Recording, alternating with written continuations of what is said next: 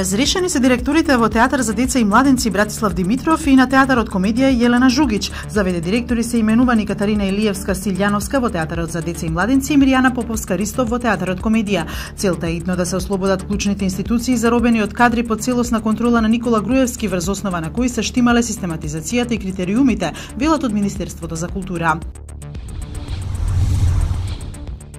Инспектори од Државниот инспекторат за труд од вчера се натерани го истражуваат случајот со Агенцијата за посредување при вработување Венера, за која стотина студенти обвинија дека ги измамила, земајќи им ги парите за работа во Германија. Според досегашните сознанија веќе се евидентирани одредени прекршоци, а јавноста во понеделник ќе биде известена за сите детали, откако ќе биде комплетиран извештајот од инспекцијскиот надзор.